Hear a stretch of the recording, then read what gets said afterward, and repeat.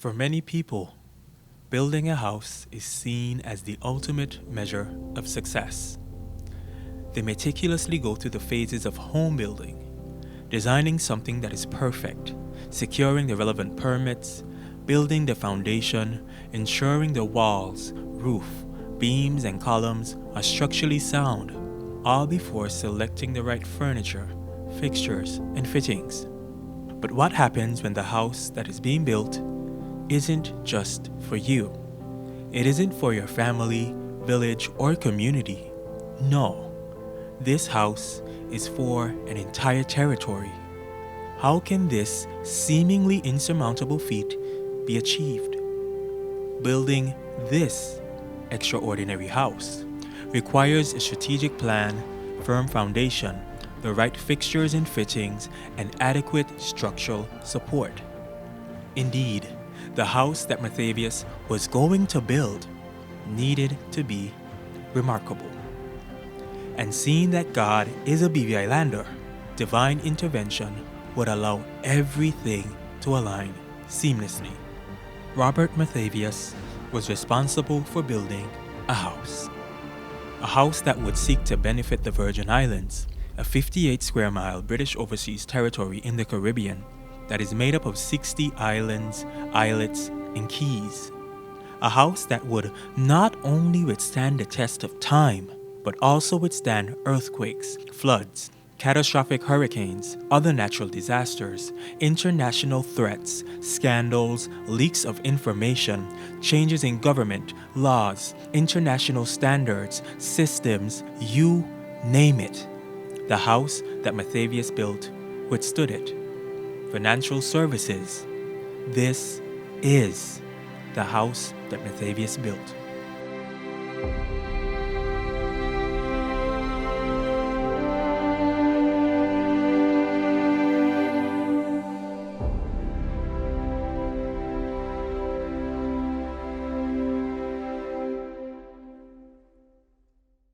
When Charles and Vesey Mathavious welcomed their son Robert into the world, they had no idea they would be grooming a Virgin Islander who would make significant contributions towards the development of the place he called home. The fourth child for his mother and sixth for his father would be shaped by the values and upbringing of a Virgin Islands of simpler times. Mommy was a housewife. Daddy was almost like the millennial man, because Daddy did a multiplicity amount of things. His main job was as a foreman for Jehiah O'Neill, hardware, general store, every single thing. But he did all kinds of things on the side. He was a mason, a carpenter, a tailor. he did bookkeeping on the side for some people. And he had a very, in his younger years, he was the paymaster for public works, and he used to walk from West End to East End, paying, get up early in the morning, doing the payload. And he used to do something which was unusual, was the scales which were used to weigh animals, because in those days they used to ship animals out. He was the only person who could have put that scale together and set it up. As a young Robert began to explore his lower estate Huntamsgut community in Rowtown where he grew up, something happened which saw him and his older brother Roger contracting an infection of the intestines, which would take them to death's borderlands too many times to count. Very sick. So sick that no one really thought that he would live. He was quiet. He was hospitalized for an extended period of time. But then after he got out and got well, he was just like any other normal child. He was a bit on the quiet side, but had a funny sense of humor. Despite the health challenges that he faced in his youth, Robert would take this sense of humor and zest throughout his educational journey, which began in 1957. I think in 1957, my education started at what was then St. George's infant school.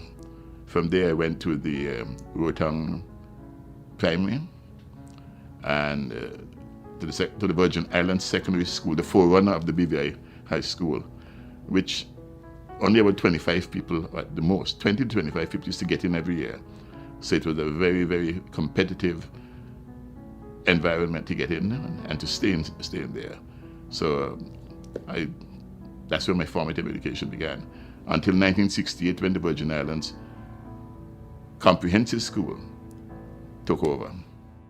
It was during his years at the Virgin Islands Secondary School that he developed a love for sports, and the people around him began to get a glimpse into the man and leader he would ultimately become. He loved sports. I think you know that he was our high jump star in high school, and that stayed with him, his love of sports.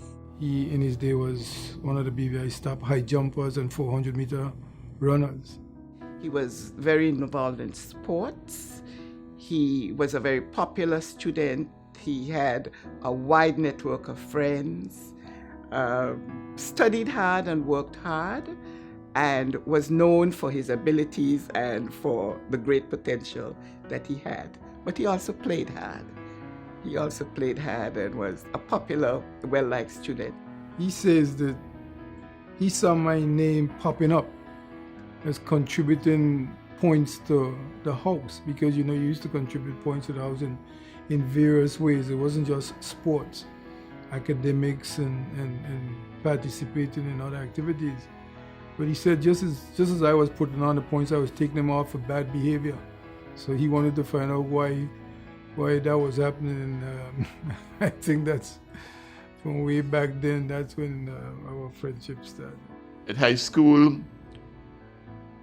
it was a new type of experience, because now for the first time you were having teachers teaching you by subject and things like that. For the first 4 years, I wasted time. I stayed back in Form 4, and it's ironic because I seem to have always been friends with the people who I stayed back with. So they don't even realize that they caught me. And in the Form 4, when I repeated Form 4, I suddenly became one of the best students in the school. And I was inspired by teachers like Anthony Lane.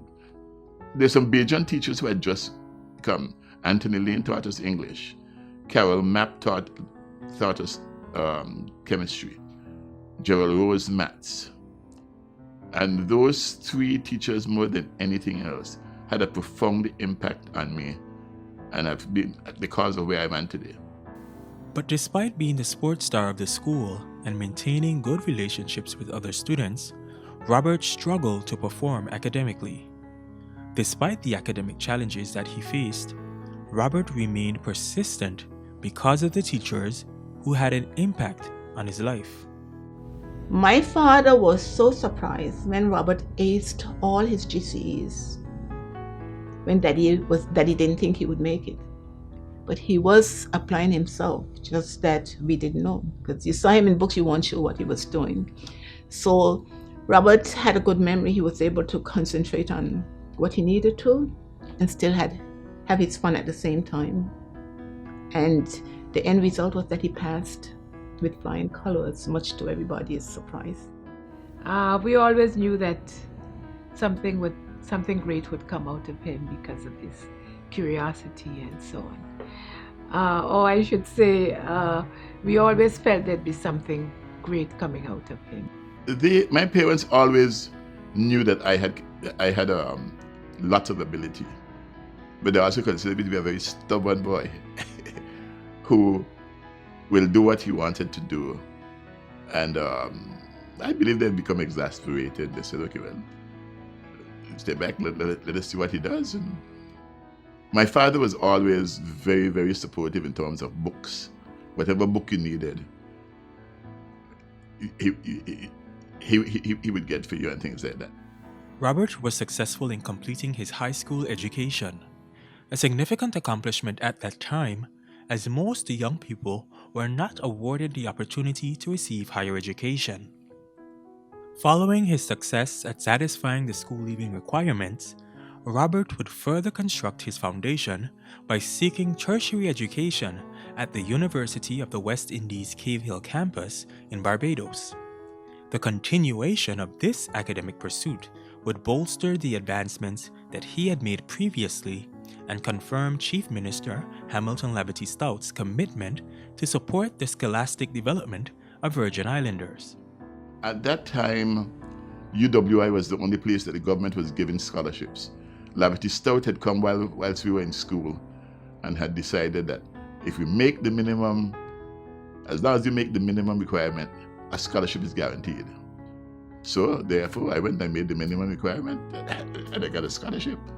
Interestingly, I made the minimum. I didn't make anything over that. Like I said, I went to University of the West Indies. At the time I went to University of the West Indies, for students, it was a time of romanticism. Because what was happening was that all throughout the Caribbean, the Union Jack was coming down. New nations were being born, and their new flags were created. So the University of the West Indies was extremely concerned with producing a graduate who would be a law-abiding citizen of the Caribbean, a very, very focused on developing the Caribbean, trying to make sure that everything he did was about giving back to the country and to the taxpayers who had financed his education and so forth. So when I went to university, I was basically trying to find out who I was, what I wanted to do. At that time, I thought I wanted to be a pharmacist. And I was actually already admitted to go to Canada to study pharmacy. But because we don't do A-levels, I had to go to Barbados to do the equivalent of A-levels. Now, A-levels, you do them in 2 years. I had to do them in 1 year, including I had to do a subject I had never, ever heard anything of before, physics. Don't ask me how I passed it, but I needed to have these things. I got them done. Following the completion of his A-levels in Barbados, Robert returned to the Virgin Islands excited to move on to the next phase of his academic development in hopes of becoming a pharmacist. This move didn't go as planned, but Robert did not allow this setback to deter him. Instead, he used the knowledge he had received from the University of the West Indies and became employed at the Virgin Islands Secondary School as an assistant teacher and lab assistant. I came back to the BVI having satisfied all the requirements, only to be told that they were not giving me the scholarship to go to Canada. They wanted me to go to a little school in Jamaica called CAST, where I would have learned to mix drugs, but nothing else. Once again, I refused. I stayed home. At that time, I was looking at the qualities that would have been, say, appropriate for the job that he was going to be doing. Like, he was reliable and friendly. Well, of course, he was knowledgeable, and he was approachable, and he had a good rapport with the young people and the staff and so forth. I think he had tremendous promise for growth, which I perceived, and I think because I had perceived that potential, I think it was one of the reasons that I probably thought that if he were interested in pursuing teaching, it would give him an opportunity to test it before he really would have made up his mind. So, but I knew he had potential for growth in whatever direction he would choose to change his life. Following his stint as assistant teacher and lab assistant, Robert would then be given another scholarship opportunity to further his studies once again at the University of the West Indies Cave Hill campus, where divine intervention would have its way, and as the saying goes, the rest is history. When I stayed home, the long story was eventually I got a scholarship offer, And I looked and I saw something, I didn't even know what it was. Economics. I selected economics. And the next year, I was the best economics student at the university. Had no clue what it was. I just did not want to teach. I did not want to do certain things, and this seemed as if it would be a way of getting me there. Robert went off to University of the West Indies in Keyville campus, and when I graduated from high school in 1976, in June 1976, I was headed off to Keyville campus in September of that year, and was all because of Robert engineering, basically. Well, of course I did my academics, but it was all because of he engineering my own, pathway to go to Keyville. In fact, we traveled on the same flights. Same flight to Barbados. It was him, Everett O'Neill, and myself. We went to Barbados, and Robert and I was actually roommates when I went to Keyville for the year. So my first year at Keyville was his final year at university. He also played hard and was a popular, well-liked student. And many of his friends became my friends and became the friends of us from the Virgin Islands who were at the University of the West Indies together at the time. I don't think I was here at that time. But when I would come back on weekends to visit, when I started living in the Virgin Islands first, and I would come back to visit, I look at the type of books that he had. I look at material that he was listening to, and I knew that his thinking was changing. I couldn't tell you in what direction, but I knew that he was more serious than he used to be. With a new perspective of what it meant to be a good citizen of the Caribbean, Robert was confident in the foundation that he managed to build and would leave the security that the Cave Hill campus afforded him, bound for the Virgin Islands with his Bachelor of Science in Economics in hand, eager to make his contribution towards the development of the territory. Once at home, Mathavious' house would begin to see the constructing of the walls and columns as he would now enter the public service, where he would be given the opportunity to make significant strides towards the creation of a world-class public service.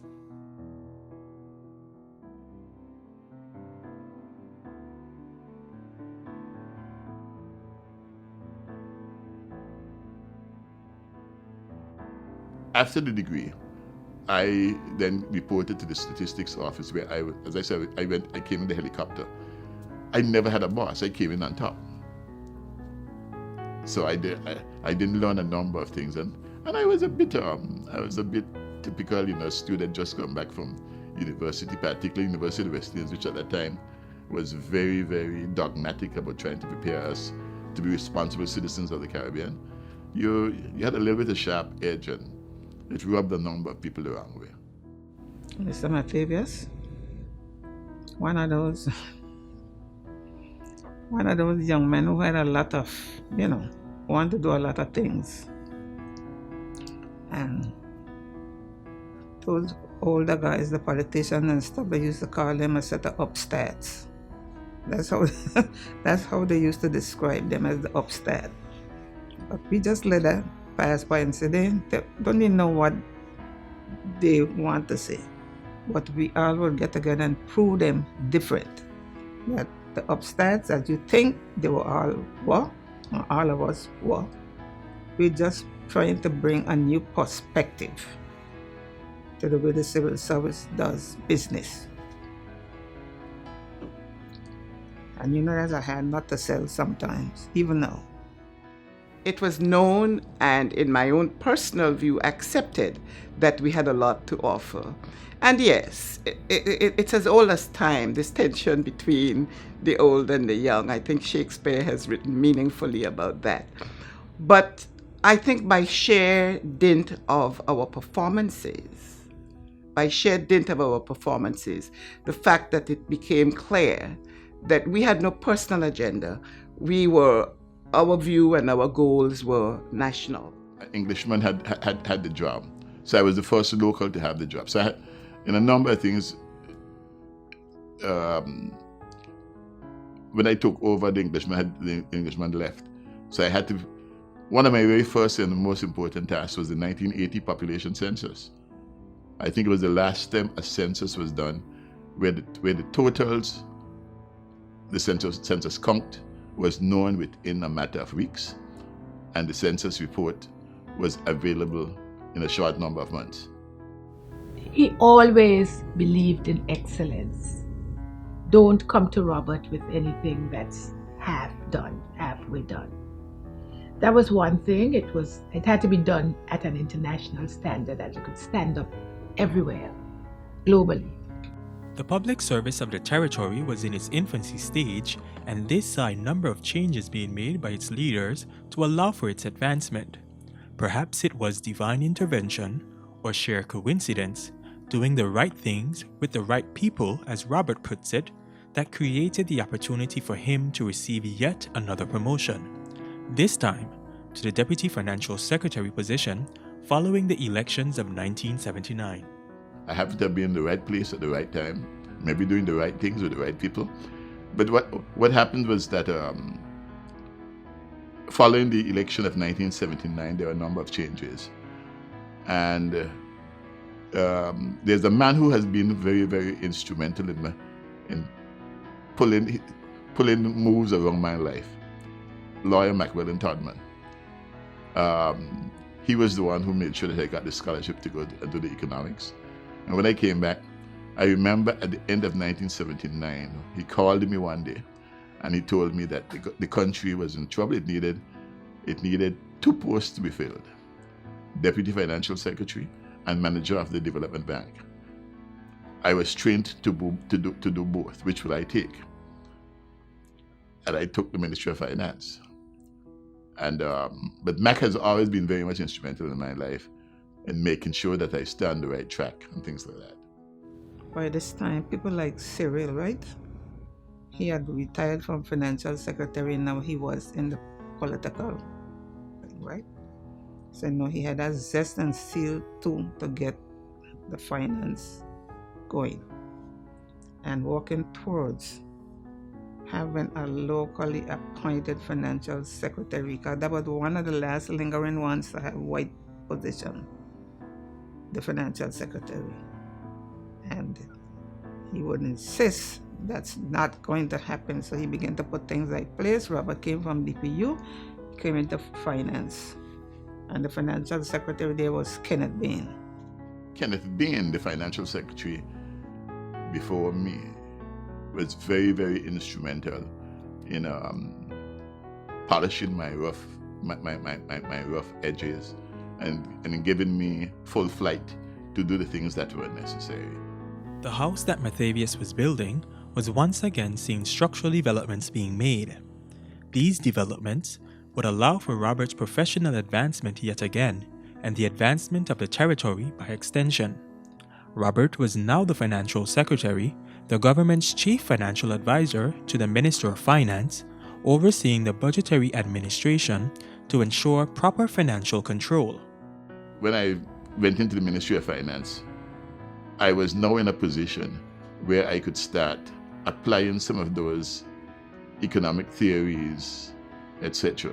You see, I had been in Barbados at a formative time when the transition from Prime Minister Errol Barrow to Prime Minister Tom Adams. And it was a sharp contrast between the two men.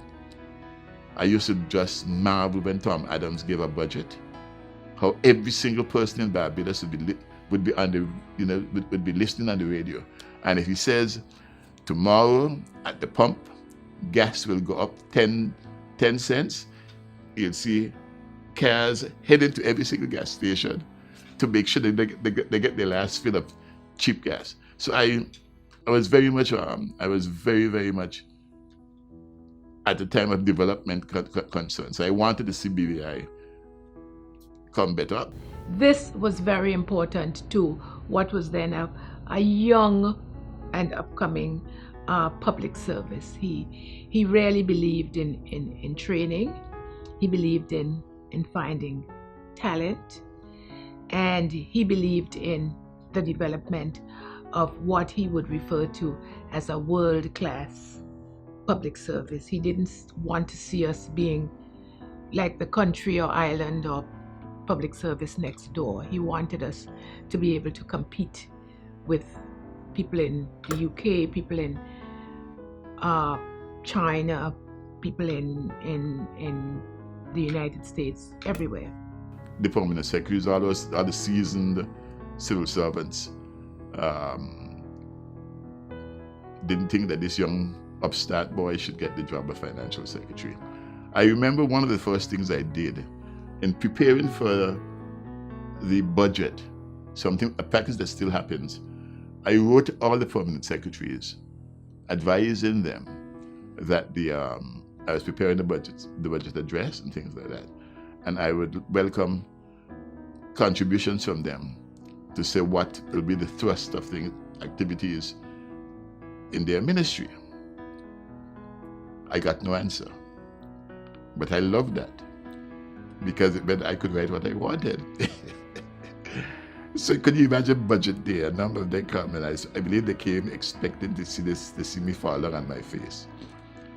And they heard this fantastic budget speech being read by Cherubim, and they heard fantastic things coming out of what its ministry was doing. Now they couldn't turn around and say they had not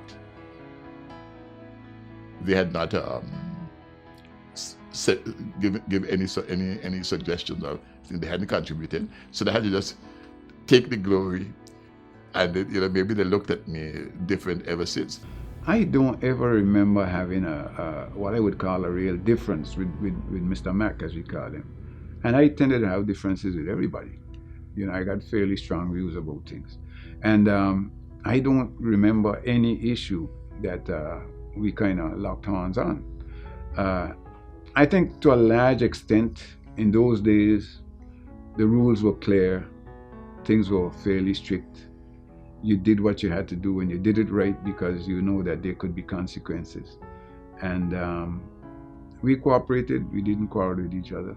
I also had a very interesting thing that when I used to act as deputy governor also. And sometimes, well, the deputy governor has always been a whipping boy for the politicians. And sometimes I was being in the very invidious position of a minister telling me, financial secretary, I want you to speak to the deputy governor and tell the deputy governor this. Whilst the other one is saying, deputy governor, you tell that financial secretary. It just, so I was schizophrenic.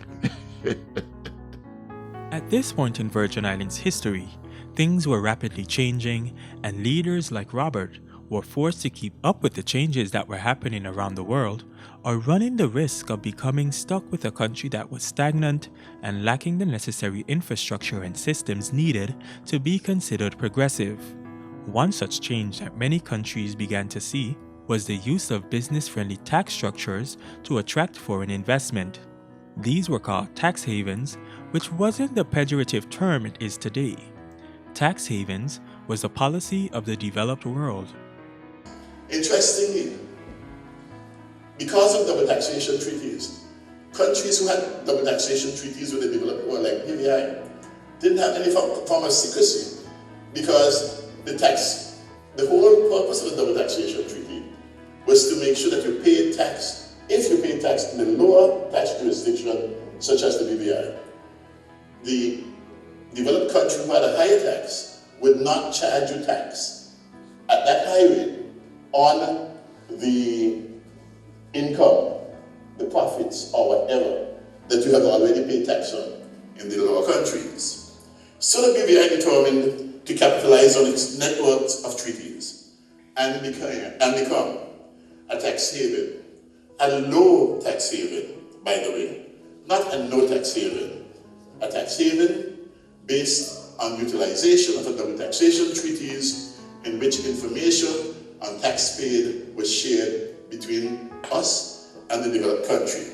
Interestingly, around 1979, 78, etc., when I started becoming aware of these type of things and looking at it, the BVI's budget, I believe in 1979, don't quote me, was either $8 million or $7 million.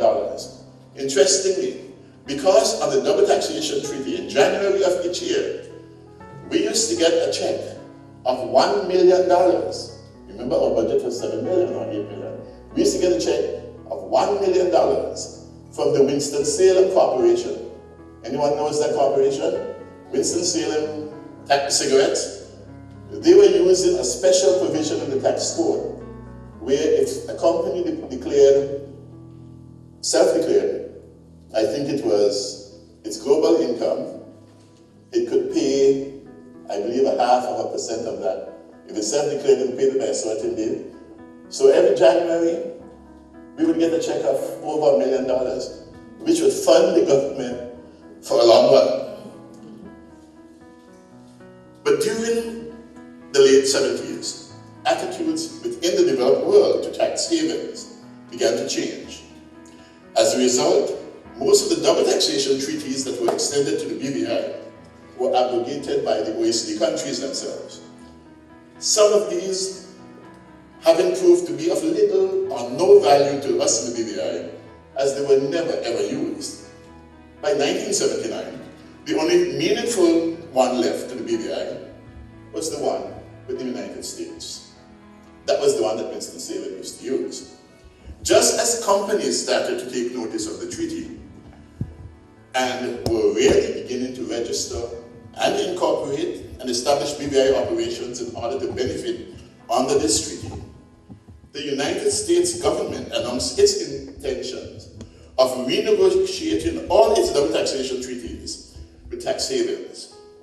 This was largely as a result of US concerns about what they called treaty shopping by residents of third countries who piggybacked on the treaties to establish their own operations and companies and other structures within these poor developing countries. We used to have all these double taxation treaties with the United States. President Carter, just before he left office, he signed and renewed all the agreements. And when Mr. Ronald Reagan took over and he was sworn in January of 1980, canceled everyone, which put us in a tailspin. Because if you didn't have those double taxation treaties, it meant that the companies couldn't come here and do business. And that meant that more than 50% of our revenue was going. And that's where the challenges came in for us. And to get that going and stuff and what have you, that's when the company registries came in. We had to take the lead, of course. Robert and whoever FS and stuff was there then, under Kenneth Bain, he was deputy, to get the IBC Act so we could get companies coming and registering and don't have to go through the USA, because Reagan canceled it. That was sad times. Because in those days we used to look forward to those companies, especially that bring in revenue. One such one I would never forget, the Salem Cigarette Company. At the beginning of the year when they come to do the taxes and stuff, everything we planned was around that. And we used to be getting checks of over $6 million at that time when your revenue budget is only like 18 million. You know, you plan everything around that. And when that canceled, we all went so. But we pick up the pieces. And that's where we are. With our buoyant financial services, first started with the company registry. Most people consider that the passage of 1984 IBC Act is when it started, but in fact, it started much longer before that, with the introduction of double taxation treaties that would have been used to build some of the landmark hospitality infrastructures that are around it, Lake Spain and Bitter End and some things like that. And then move forward, when those double taxation treaties were cancelled, efforts were made to source other sources of directing capital investments, and revenue for the government. And that's where the International Business Companies Act came into place. And then there were a couple of events that really propelled it. The US invasion of Panama, and then the handover of Hong Kong back to China. And on those two occasions, we saw exponential growth in BVI business companies, or international business companies as they were then called.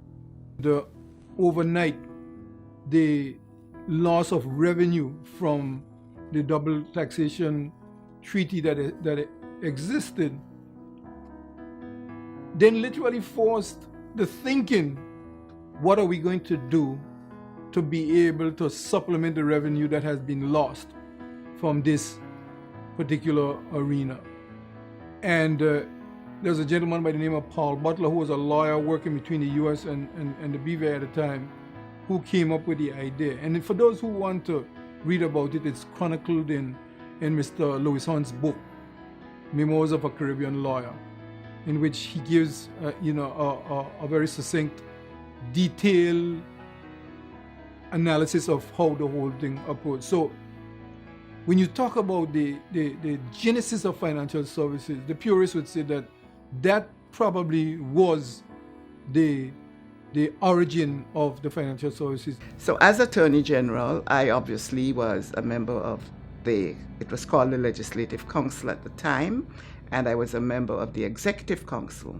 And as such, my role was a key role in terms of helping to develop the financial services sector, which of course Robert was heading up.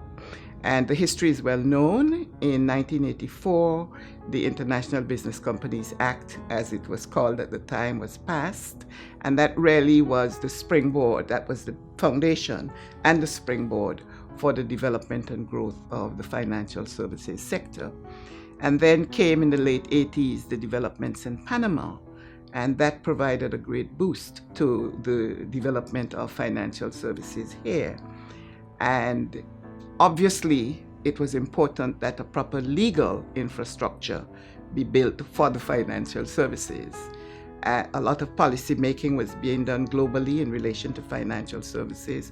Locally, and it's important that I stress that, locally we were coming up with and devising some policies of our own that would underpin the financial services sector. So there was Robert dealing a lot with the policy making. There was I as Attorney General helping to inform the policy, helping to inform cabinet, helping to advise, seeing to the drafting of the legislation, seeing to the piloting of the legislation through the Legislative Council. And it was a wonderful time. There were great opportunities for all of us and for our country. I equally became quite famous at that time for a statement that God is a BVI lender. Because I used to say that we do a number of things, we advance a number of things in spite of ourselves. And it had to be that divine intervention, which I see in my life, which I see in a number of things, that it means that God was doing this because we did a number of things. The International Business Companies Act was considered to be a very good mechanism for us to introduce, and that would be our, what should we say, ticket to success, if you want to call it that, diversification. Financial services was on the rise, tourism was booming, and the economic viability of these industries seemed promising. For a little country that should have been nothing more than a bird sanctuary, things were different. Much different. The Virgin Islands was headed in the right direction, and although Robert felt that the territory was becoming too politically driven, he saw the great potential that existed on this side of history and prepared himself to ultimately lead the charge towards economic development and success. This preparation would see him leaving his position as financial secretary and allowing his deputy Glenroy Forbes to take over as he headed to Washington, D.C. to pursue an MBA at Georgetown University. As a matter of fact, when financial services started to take off, and I was financial secretary and Glenroy Forbes was my deputy, my aim at that time was that Glenroy have financial services whilst I remain financial secretary. After we got to the point of we got the legislation and what have you to get everything going, right on the head of that, when we get into that moving point, he asked for sabbatical. He called it a sabbatical leave, but he went on study leave. But at that time, we called it a sabbatical because the powers that be put in a lot of pressure, and he just wanted a break. And Glenroy had just come in 87 as the deputy, so he went on study leave in Washington. Mr. Mathavious, having become financial secretary, you would have thought that, well, that was it for him. There was no other place to go. So I remember being surprised when he said that he was going back to school, because I thought, well, you've become the financial secretary. What else is there to learn? Because in my mind, he knew everything. But he knew that there was more that he could learn. He knew that there was a greater contribution that he could make. So he made a decision to go to school, and the territory is better off as a result of that. I said that I became disenchanted with the fact that the political influences on the Ministry of Finance and things like that. When you're in the civil service, you have to turn a blind eye to a number of things. You have to be silent on a number of things. You can't speak about what you know is true, because it will be that you're giving away official secrets and things like that. I also said that at that time, the older Mr. Stout was not as pleasant to work with as the younger Mr. Stout. Politics was becoming too, the territory was becoming too politically drawn, and I didn't want to be part of that. Yet to my chagrin, when I decided I would go on study leave and study management, do an MBA, I would always remember that I had told Mr. Stout that the reason I wouldn't do it before the election was I didn't want it to become a factor of the election. But to my chagrin, I heard a political campaign. My good old friend and cousin, Patsy Lake, was on the radio and on the brass drum, and she said, the government is so bad. They get the financial secretary so upset he's now going on frustrated study leave.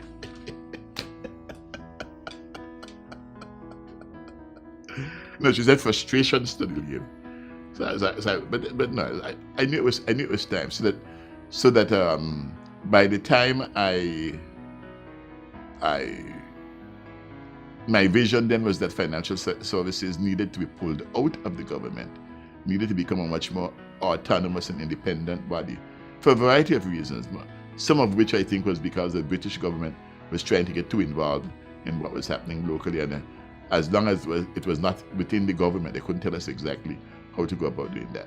And Robert saw where this country was going financially, and Robert prepared himself for what was to come, and it came, and Robert was ready to step in, and nobody can say he didn't do a good job.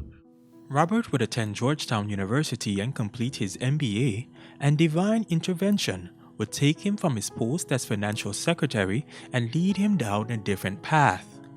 The house being built was starting to take form, and his eyes were now set on financial services. When I came back, I had no intention of going back to be financial secretary or working as a civil servant again, and I started trying to steer towards the financial services. It took me another set of years before that became a reality, because I came back home in 1993, and it wasn't until 2001 that the Financial Services Commission Act was passed. Robert returned home in the summer of, I think 1993 was the summer of 1993, after he had completed his MBA at Georgetown. And at that time, he held the substantial post of financial secretary. of the BVI. But he never went back to that office when he came home.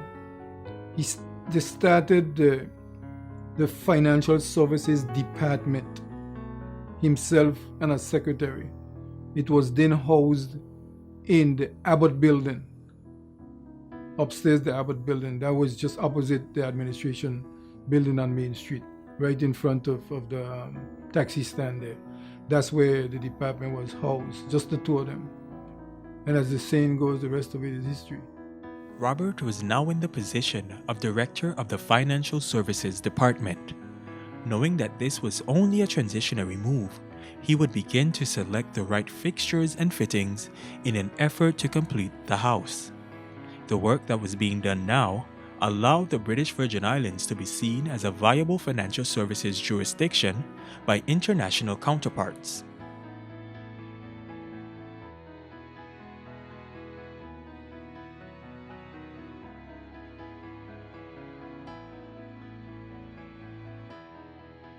I was involved in crafting the Financial Services Commission Act. I used my experience as financial secretary to see where I'd seen governance weaknesses in government, where I'd seen a number of things, to build those into the Financial Services Act. Then we made sure that the board that we had, that there was only people with certain skills could have gotten on the board. And including the fact that the board could not be very myopic, insular facing only on the BVI. We made sure that we had external people on the board to make sure we brought that international dimension. So with that, we were forced to have a number of private sector type of private sector calculus as to how we would be measured and things like that. And the transition was fairly easy.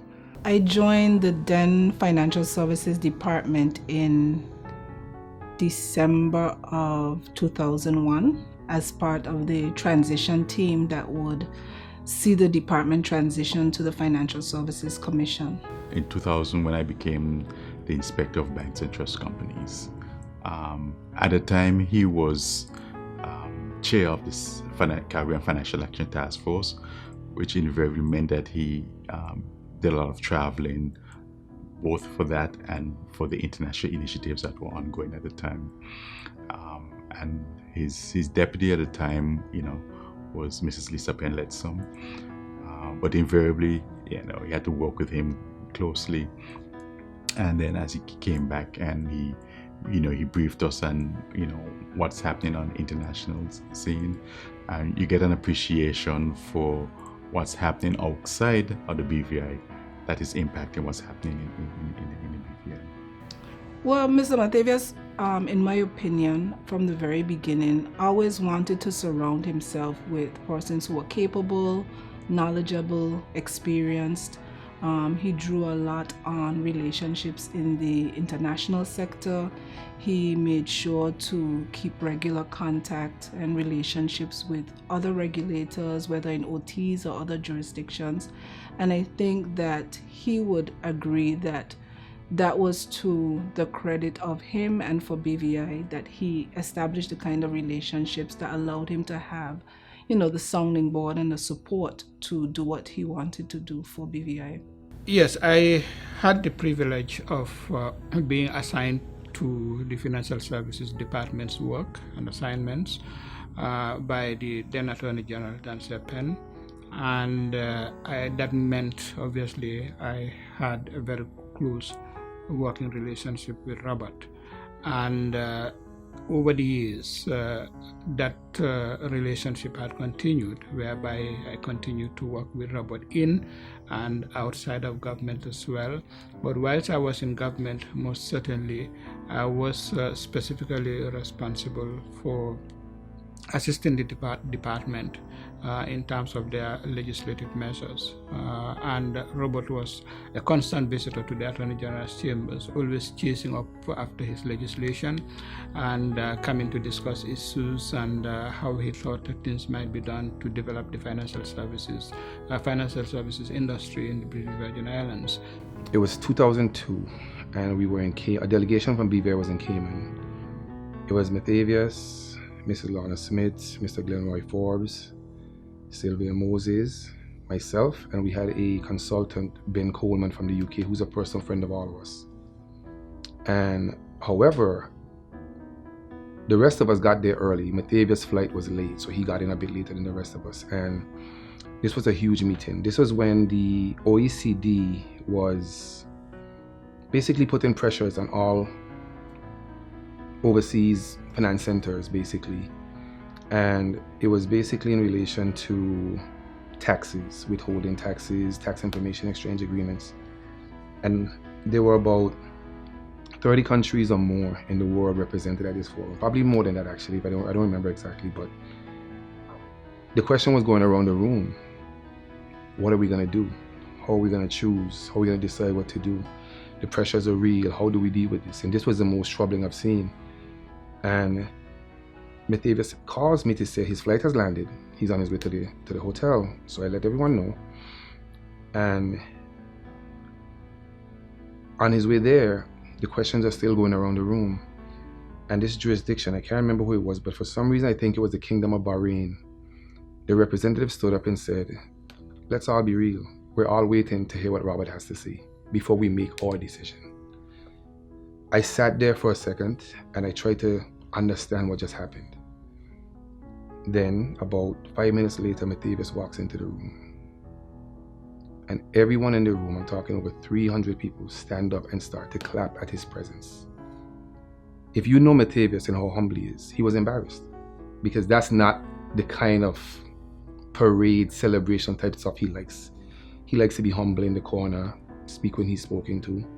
So, during that time, I saw Mathavious not lead only the charge for the BVI, but he led the charge for a lot of the other small countries in the world. And for me, 28 years old, seeing this, it was amazing to watch. So I say that to say he doesn't shy away from the pressures of international pressures, especially political pressures. He sticks to his guns. If Mathavious believes something, that's what he's gonna fight for. When we first went to China and met with a number of persons in the banking sector, in the fiduciary sector, the chambers of commerce, and so on. And at the time, Robert, as I said, was our chief advisor, although the premier, the chief minister at the time, was the leader of the delegation. And so those were the formative days of financial services. As I said, he always believed in excellence. When we went to Hong Kong, we went armed with an article or articles done by the Financial Times. We had invited the Financial Times. We weren't always happy with what they put in the articles, but we invited the likes of the Financial Times. We always went high to come and do a piece, which we were able to utilize. And there was always that respect for the British Virgin Islands. Professionally, Robert was progressing at a rapid pace. He was climbing the corporate ladder, and much of the success of the BVI's economic development was being attributed to the financial services industry. But there was one area that Robert hadn't seen much progress in. This was until Prudence Barry, a young woman from the western end of Tortola, piqued his interest, and as fate would have it, their love story would begin to unfold. My recollection would be at a combined choir, Methodist choir rehearsal for a Whit Monday rally that back then and even now is an annual event within the Methodist Church. He was the choir director and I was one of the choir members from the Zion Hill Methodist Church attending that practice.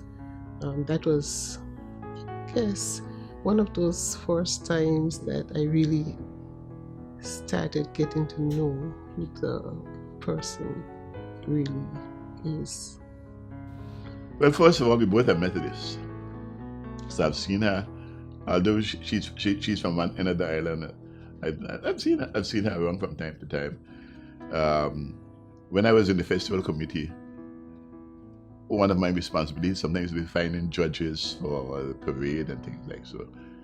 And on a few occasions, I found this girl and put up what I think to be a judge, and so forth. And it became genuinely interested in her and so forth. Yeah, so that's how I met her.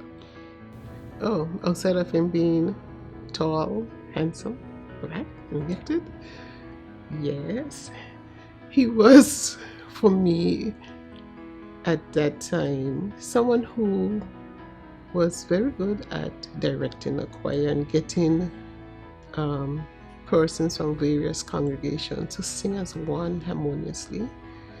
And it really was a good experience, his leadership, his ability to relate down to earth with those choir members. And you knew that he was someone you can trust and give your all into the activity that you were doing, because he just sort of encouraged that kind of commitment then. We got married on the 18th of August 2000, I think it was, in Providenciales, Turks and Caicos Islands.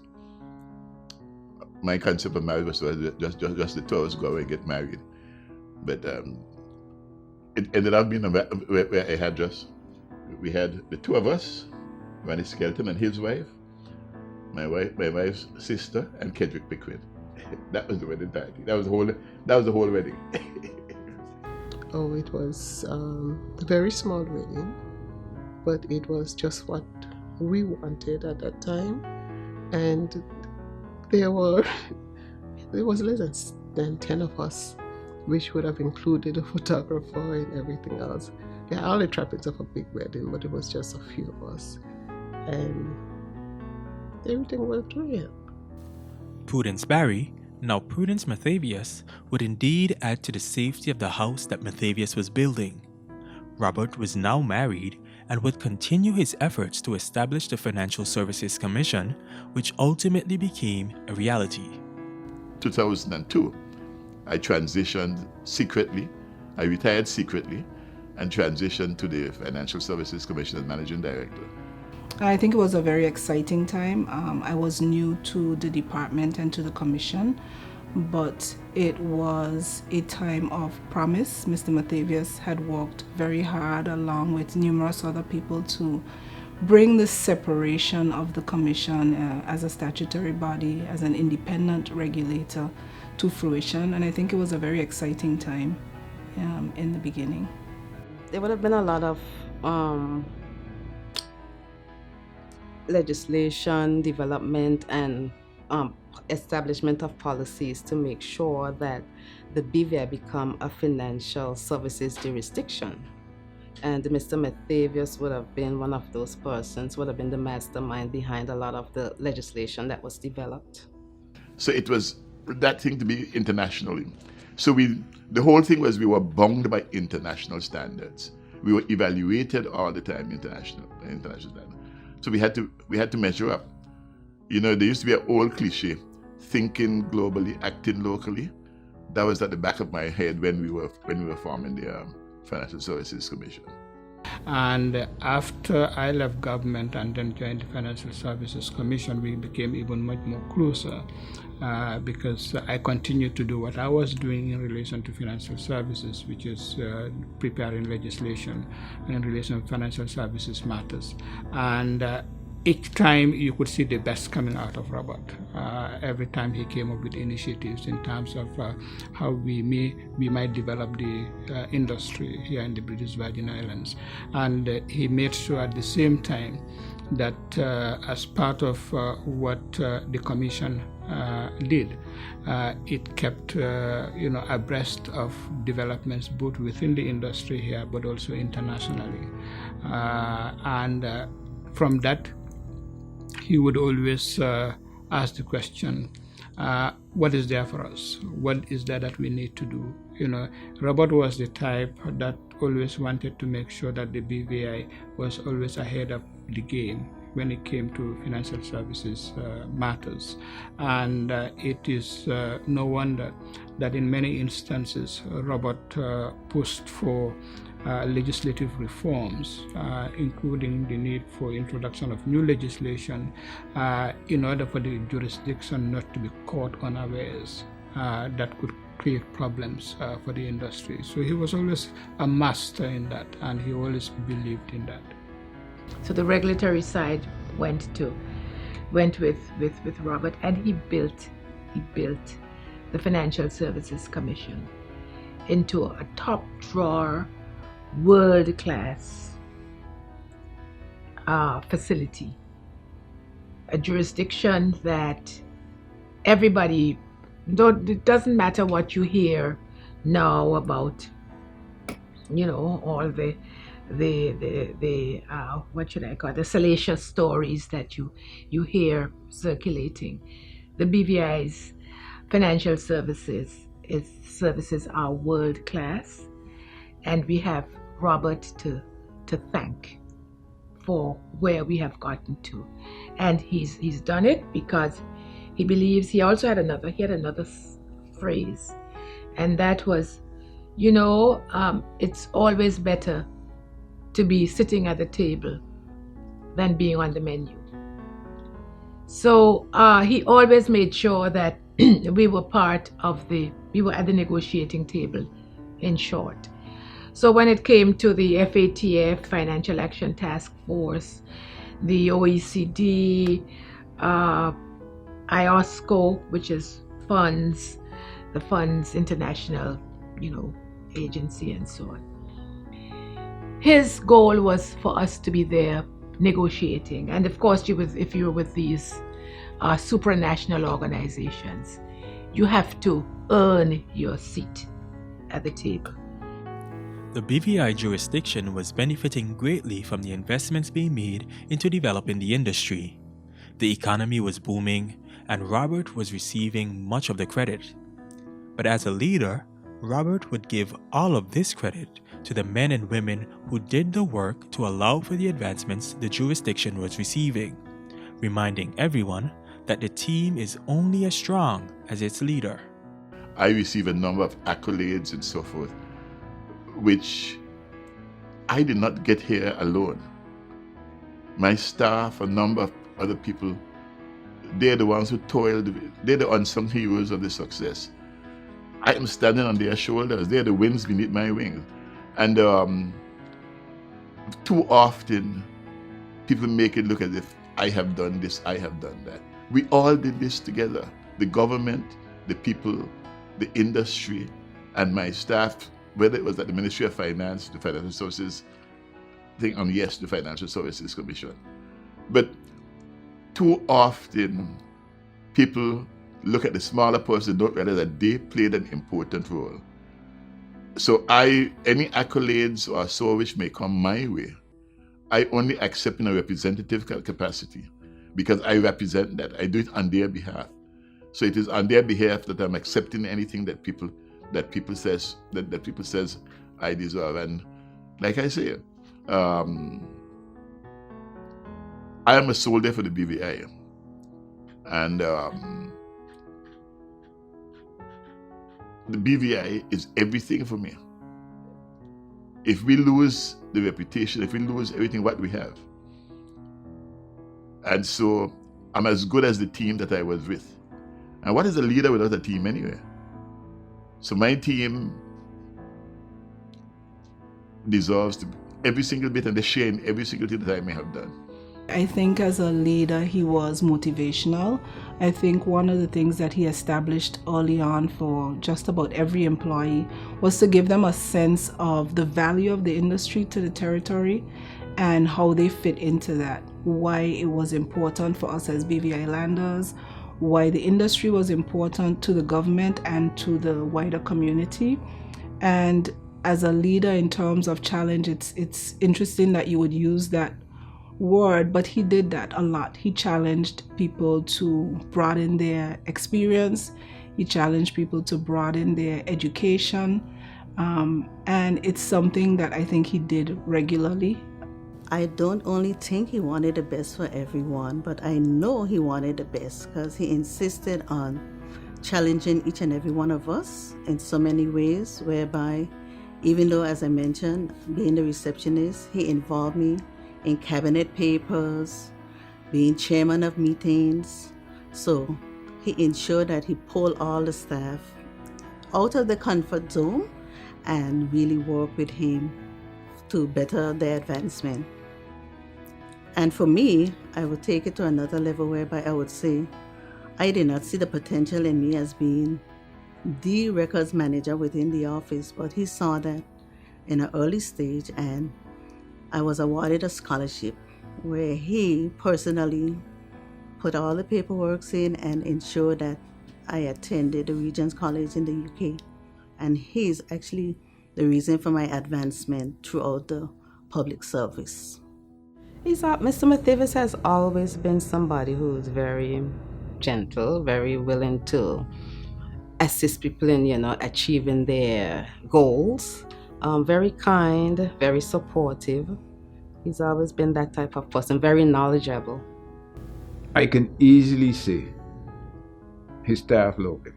That was obvious. I mean, you knew it. You called the office, you spoke to them on the street or in the office, and his staff really loved him and looked up to him. So that is close as I could say.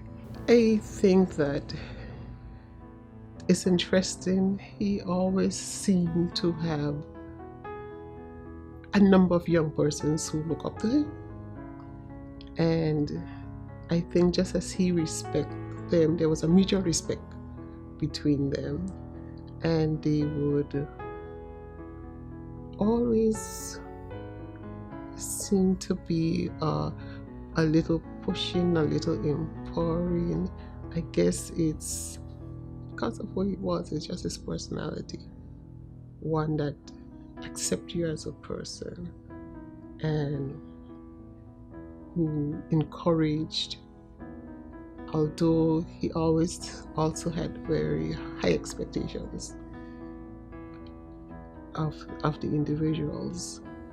It wasn't high expectations without the wish also to provide that support and help that was needed to ensure that young people excel at what they were doing. He was always willing to give them an opportunity, a chance to make a difference. Mr. Mathavious believes in the people he works with. So over the years, I think we've seen him how he's helped to develop others, but very engaging. I would say it was a joy to work with him. I think he was a model civil servant in that, from what I had perceived, he was a civic-minded person. He was dedicated to the country, to the welfare of the people with whom he worked. He had an interest in the development and the growth of the people he supervised and so forth. This I discovered, from in various ways. And he was always a person who seemed to reach out in helping people to achieve their potential. There are some people who do not worry about that, but he seemed to have been one of those persons who would give his best to help others to achieve what they are trying to achieve. As a man, Robert is that gentle human being that values every human being. If you look through his life and had the privilege of working with him and very closely, like I've been privileged to have, you see the humanity in him. Robert had been the one individual I can easily pick out as believing in young BV Islanders, that young BV Islanders should be helped to grow. They should be provided opportunities. And in doing so, he will come up with all possible scenarios as to how that could be done. So he's that kind of person I would call the man. Very gentle, very calm, very considerate, and at the same time very firm, but have a passion not only for financial services, but also for the development of BV Islanders. He has a unique quality. He has a ability to spot talent, develop talent, and allow that talent to reach their full potential. There are many David Archers around, or many persons have been developed by Dr. Mathavious. I wouldn't name them now, but if you go throughout the BVI, not just locally, but of course even regionally, you will realize that persons have been touched by his greatness, by his advice, and his honest and wise counsel. And I'll take you back to when the FSC now was the Financial Services Department. And Mathavious had about 4 professionals he brought in from different countries around the world. This is when financial services was fresh. And he brought them in. And you'll never believe, some of these persons were paid more than Mathavious at the time. But what he did, he strategically put young BV Islanders to understudy these persons. So mentorship, mentoring, understudying is big for him. And he received some flack for it because these persons were paid more than himself. But in his mind, it was bigger than that. He was able to develop a lot of young people in the territory, both male and female. And all of us today should be proud of where we are because of his mentorship. His mentorship may not be sitting down in a room and telling you exactly how to go about something, but he puts you in a position to be mentored. He puts you in a position where his hand is always on your next move. If it means that he has to make, as he aged actually, and would be required to make presentations around the world, when he could not attend these presentations, because of his mentorship program, he actually, not written down anywhere, but the way he went about it, he was able to select persons and say, you're going here to make this presentation for me, you're going there to make this presentation for me. Because at that point in time, he had already done his mentoring. He's already positioned you and had you poised to do these things. In terms of his visionary leadership, we all have computers on our desks today, so we take it that they've always been there, but they were not. Mr. Mathavious is the driving force behind the establishment of the Information System Unit, as it was at the time ISU, which is now the Department of Information Technology. So if you'd speak to persons like Annabelle Skelton Malone, for example, she would tell you that he is a person who was instrumental in encouraging her to go away to study computers. So by the time she came back, she was basically ready to go on and head that department, that unit at the time, and eventually the department. So I think he saw potential in people and he tried to bring out the best in persons. One of the lessons I've learned from him, humility. Robert is one of the humblest person that I know. He's humble. He's compassionate. He's kind, and you see it in so many different ways. I've seen it in the way that he treats other people. I've seen it in the way where I've seen him reach out to other people, but you would never know. Sometimes you know because the people tell you, but he will, if he does something for you, he will never say to anybody. What he gives truly comes from the heart. And I think his honesty, he's just, what you see is what you get. Robert is a very caring person about the territory on the whole, about this BVI that we live in. He always cares about it. And It's I think in his capacity as a person, in his people, like a person, as a person, he tried and he does everything he can to not only to enhance the territory, to enhance the people of this territory. With that lesson, I could say Robert's strength of character. He did what he believed and he never really changed away from it.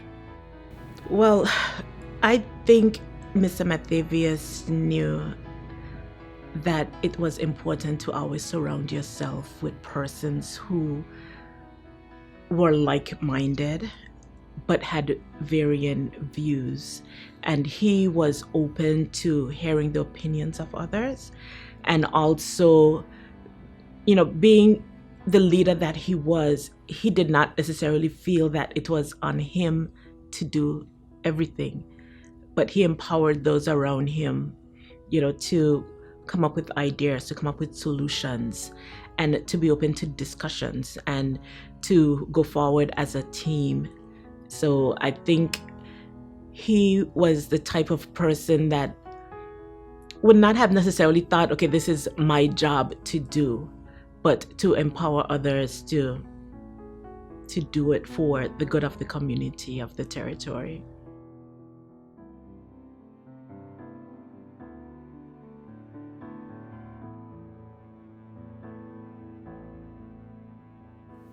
Despite being called a leader, a visionary, and a pioneer, Robert believes that these titles are insignificant because for him, the greatest title is father.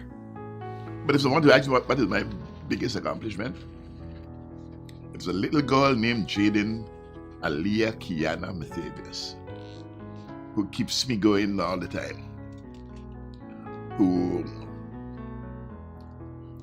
is my pride and joy. Feel like a close best friend because I'm not afraid to tell him things, and he always just take me up driving and we go on little dates and eat food, or we just dance and sing songs, and he just teach me how to cook sometimes. She was born on the 10th of August 2006. My father is a nice, funny, caring person, and he always likes to help everybody, even if he has something that he has to do. He always put you first. Before I was sick, we did a number of things together, but since in my illness, we don't really do much things together. But we have a great relationship, and every now and then, she's going through some changes where she's no longer the little girl that I knew. She's now a teenager, 15 years, and it's interesting to see each other, to see the different conversations we have right now, to see the maturity in her and how she can attack certain things. She thinks very, very well. I am grateful because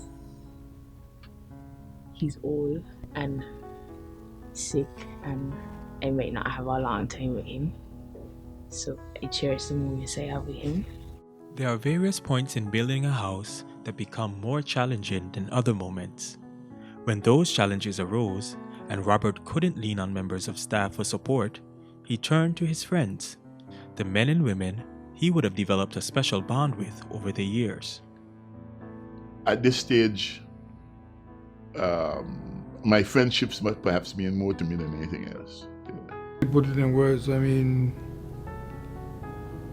Robert was one of my closest friends, and I think it's mutual. And those things are difficult to put in words. I read a poem that says that a friend may very well be the masterpiece of life, and that probably will sum it up for me in terms of our friendship. I really wouldn't be able to put it in much better words than that. If you have Dr. Mathavious as a friend and you call him from anywhere in the world and you say, I'm in prison, he will not ask you why he will ask you where, and he will appear in that place where you are. He values friendship. It takes a while, I think, for him to develop a good friendship. It certainly took us a while. And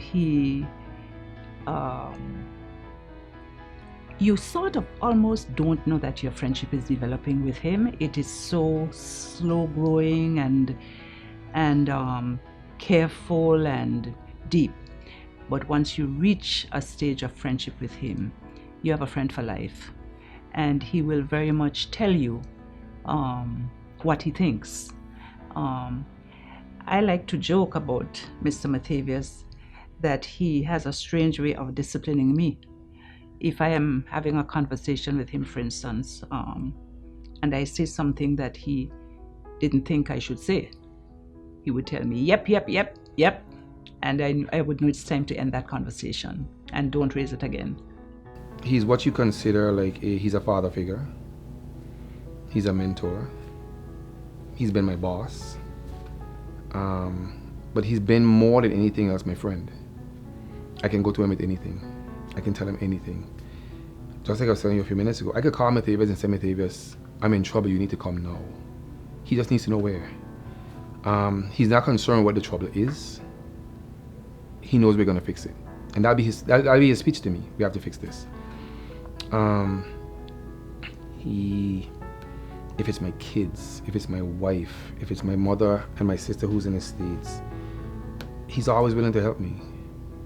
Guidance. I could call Mathavious and ask Mathavious. Best joke. I called him one night and I said, Mathavious, my daughter here with some spelling words. And I'm stoked. And he was like, why are you stoked with your daughter's spelling words? I said, because they've asked her to spell 12th. And I'm sitting there like, 12th, T-W. And I continue, he's like, you know there's an F in it. I'm like, no there ain't. I'm like, what you mean there's an F in it? He's like, there's an F in it. And when I look it up and there's an F and he's like, I told you, always count on me. And that's the friend I have in Mathavious. Someone I can always count on, literally, no matter what it is. And it'll never be a call I make to him and he's not willing to help.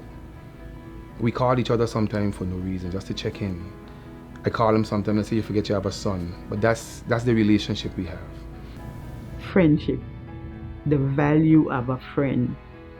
Robert and I have been friends from June the 15th, 1975. I don't have to call Robert for weeks. When I call, it is as if I had called yesterday. And to me, what I find so very precious is that these young men, all of them could have been a child of mine, and that they took me as a friend, and the friendship has remained until now. And to me, that is what I find so lovely, and I thank them all the time for it. And he's always been my friend. I'll always consider him to be my best friend. And he was the type also who was very open with you and very honest with you. But don't take that to mean you can get your way around however you want. The friendship is one thing, but when it came to work, Robert was very professional. And where he felt you are not doing what you're supposed to do, where he felt that you need to be told the truth. He never shied away from that. So he was always very honest, very open to you, and he's the kind of person who is not only a friend, but he's also a good advisor. Robert will advise you on what he thinks in relation to you as a friend, and he will do all that is necessary also to guide you where he can. So I think in that, considering all of those combination of factors, it makes him an exceptional person, somebody I consider myself privileged to call a friend. When I was in Atlanta in 2016 and had 3 brain surgeries, the second one did not go well. That was a difficult surgery. I didn't wake up for a while. And my daughter had to come home, the one who was with me, to put some things in order. When she came back, she brought me a sheet of paper, 8.5 by 11, with the verse of a hymn on it.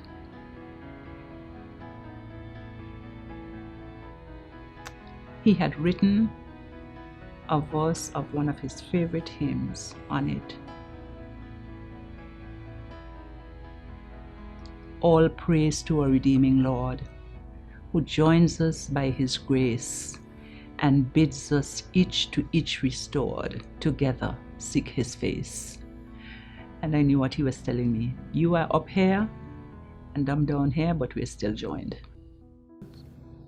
Those of us who know Robert close will know that he's a man of impeccable integrity and a man of very deep-seated, immense faith. I mean, if you've had the opportunity to know him and interact with him, you know that his faith in Jesus Christ is the bedrock of his life. Not one of those who, will be speaking from the mountaintop about his faith. He just lives it. Almost. If Christianity, so to speak, is a way of life, I mean, he in a lot of ways not only embodies it, but personifies it in the way he lives. It was about 6:30 in the morning. I was just in pre-op, getting ready to go into surgery, and he didn't pray, he didn't sing any hymns, or he didn't quote a verse of a hymn. He just put his hand on my arm, and he said, "You go with God." That to me was more powerful than a prayer. And then about 8 o'clock that evening, after I had gone back to my hospital room, one of the nurses came and she said, when I was coming on for my 7 o'clock shift, I met a big man leaving, and he asked me to tell you that he stayed with you until you fell asleep, but he left because he has to go to his doctor tomorrow. And I just burst into tears because he didn't have to come to Atlanta, but he knew that I was gone, I was ill, I was to have had a third surgery, and he came so I could just see his face. And she told me that he said he was the last person I saw when I was going into surgery, and the first person I saw when I woke up in my hospital room. And that was true. Dr. Mathavious, he's not going to put on a show. I think he's incapable of that. He is just going to have his feet anchored on the ground, and the people who are important to him, he will care for in his own quiet, deep, meaningful way. The process of building a house could perhaps be one of the most complex undertakings any individual can experience. Robert Mathavious built a house. But what's interesting about this house is the fact that it means many different things to many different people. I see a concrete structure, well designed and stable, with love, integrity to all, and just unity within. I see it as a house that has stood the test of time, and I trust that will continue to do so. I also see it as a beacon for BV Islanders now and for BV Islanders yet unborn. I would say the house is built on a firm foundation. It's not like the wise and the foolish man as we have the parable in the Bible. I would say definitely he built the house on a rock. That whoever comes after Mr. Mathavious is able to take the baton and keep running. I see him as just one of our bright sons of the soil who has just laid an excellent foundation. So the house that he built should remain firm once the persons who are carrying on from him continue to uphold the standards and principles that he upheld. It's the house that is full of opportunities, because that was what Robert was about. Robert believed in the development of financial services to create opportunities, not only for the jurisdiction, but also for individuals. He saw financial services business, as something that this jurisdiction can leverage on. And at the same time, he felt very strongly that those who are within the industry to help drive the industry ought to be assisted in any way possible through legislative measures, through policy decisions, and the like. And so effectively, what we are witnessing today here in the Virgin Islands is a house that not only Robert has built, but a house that is not a shell, a house that has been beefed up with all the necessary requirements that will continue to drive financial services business many, many, many years after Robert has retired. I think it's a solid, well-built, beautiful, resilient house. I think it's a house that, as I have said, has been built on very strong foundations. It's a house that will withstand the test of times. It's a house that obviously will be battered now and then by hurricanes, by earthquakes, by disasters. But it is a house that is built on such a very solid foundation that it is a house that will last. I truly believe that. Is 101 stories. That's the house. Because at each floor represents greatness. Of course, his previous work within the government, being the financial secretary, the contributions he's made in financial services. But I do want to say, we don't really realize how great he is because we always see him around. And I'll share a story with you. I was able to witness Dr. Mathavious in Barbados at a conference. And when he walked in the room, everyone stopped. When he spoke, you could hear absolutely nothing besides him speaking. But what was amazing was when he finished. People lined up to talk to him. And guess what I did? I took his bag and I stood right next to him because I could not believe the man, the professional that I knew as being great, to see his greatness and to see others outside of his homeland hold him in such great esteem was something amazing to watch. The house that Mathavious built is a very strong house. He built it with a lot of key professionals holding the right post, and he gives you the freedom to basically lead your unit, your team within the house that Mathavious built. And I found the young man that I learned later was Robert Mathavious to be a leader even then. The other members of the committee look up to he and Ronnie Skelton. Other members who are today my very good friends, Ishmael Hodge, MB, Jamesy Tadman, Ronnie, all those fellows. And about 2 weeks later, they got some girls with them. But the leading voice or the leading person in the then festival committee, which we named the BVI Festival Committee 1975 Limited, was the young man who I learned was Robert Mathavious. That house is built on some pillars. Mentoring and modeling, humility, integrity,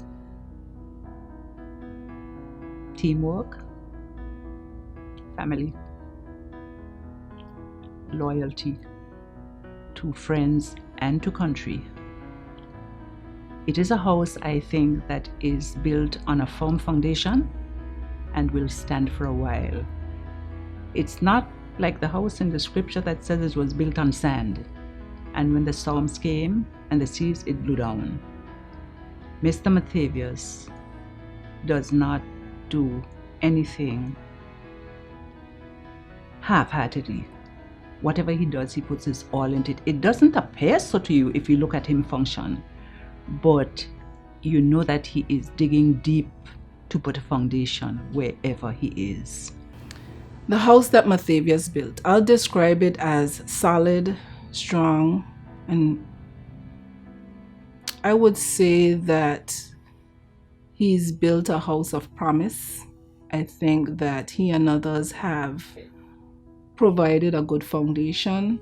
I think if nothing else, he has allowed a generation of Virgin Islanders and those who care about the BVI and about the success of BVI Financial Services to feel his commitment and to understand how deeply he believes that this industry is a benefit to the territory. Robert is a very caring person about the territory on the whole, about this BVI that we live in. Robert is easily one of the best brains this country has ever produced. I'll challenge anybody on that anytime, any place. Easily one of the brightest people I've ever met in my life. But, I mean, when you combine his academic brilliance with the social conscience that he had and has, and you just add, as almost like you add in dessert, somebody who has such a deep-seated faith in Jesus. I mean, destiny was always written. You know, the story had already been written. It was just a matter of it to evolve, so to speak. So, visionary might be even too soft a word to use in Robert's case. In fact, I was having this conversation with somebody the other day, and I was saying that the BVI is so tremendously blessed to have had somebody like Robert to grace its shores, to be a son of the soil, but in a way in which he never used his talents, his gifts and his talents for personal advancement and for the purposes of creating great individual wealth. He used his gifts and talents for the public good, and that's why it stands out. I would say his legacy is that he helped to create and guide the BVI future in the financial market, making us one of the leading jurisdictions in the world.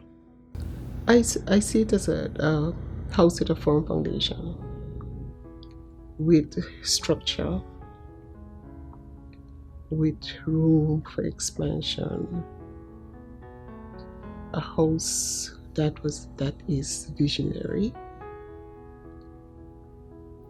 a house that has benefited the British Virgin Islands economy tremendously.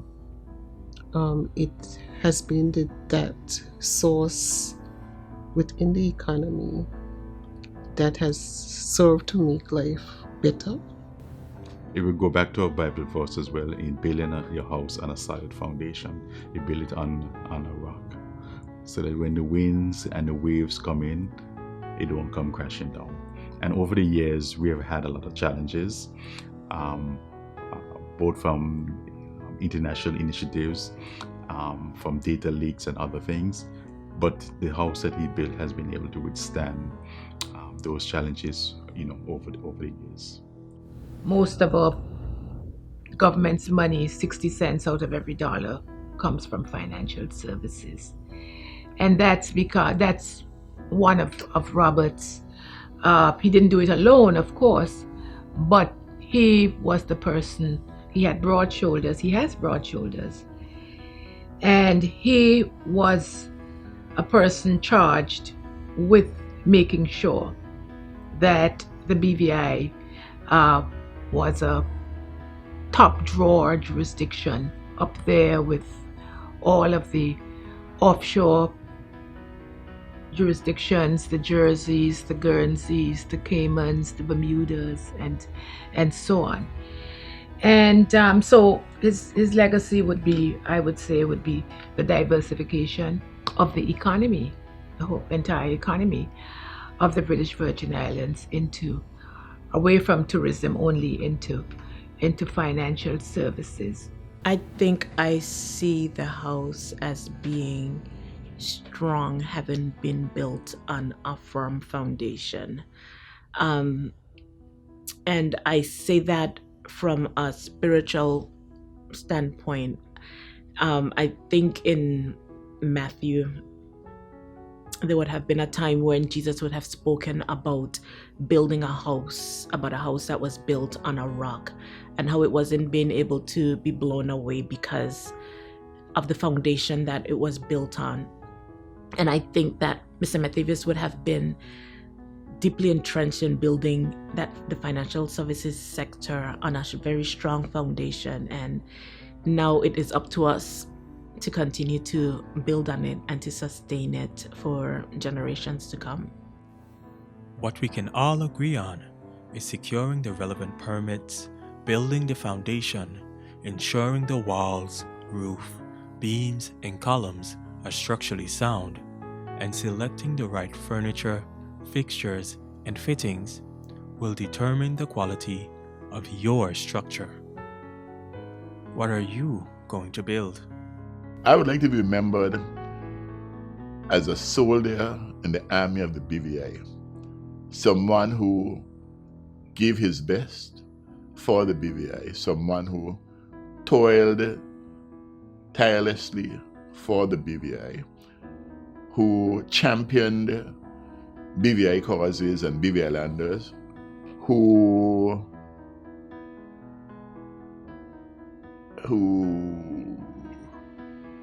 lived, breathed in every single thing, BVI. Sure, yes, some people say, but I was a regionalistic type of person and so forth.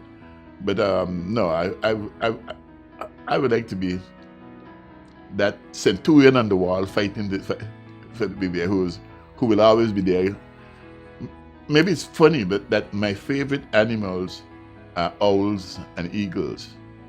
Isn't it funny?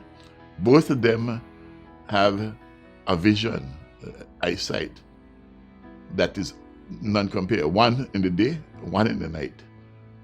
So I would like to be seen as this visionary who stood on the wall and who was there making sure that BVI strategically excels at all times.